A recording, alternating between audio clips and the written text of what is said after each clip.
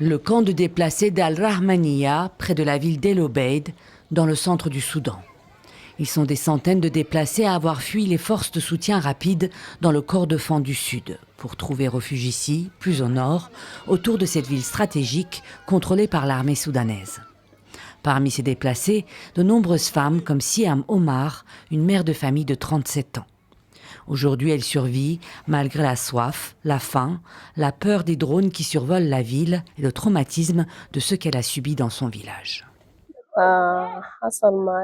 Cela m'est arrivé de la part des membres des forces de soutien rapide. 2 d'entre eux sont entrés chez moi et m'ont violée. Après le viol, ils m'ont fouettée et nous ont forcés à quitter la maison. Mon mari n'était pas là.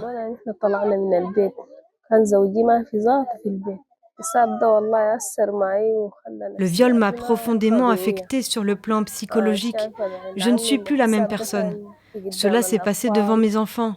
Chaque fois que j'y pense ou que je m'inquiète à l'idée que mes enfants se souviennent de ce qui est arrivé, je me sens épuisée. Dans le camp, elle n'est pas la seule à vivre ainsi.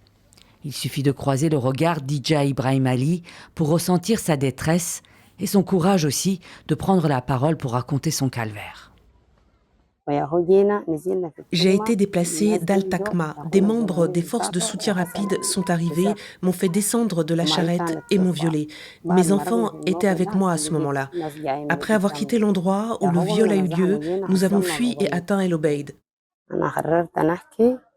J'ai décidé de prendre la parole car ce qui m'est arrivé est arrivé à de nombreuses femmes pendant la guerre, notamment au Kordofan du Sud, la région d'où nous avons été déplacés. La population y a énormément souffert.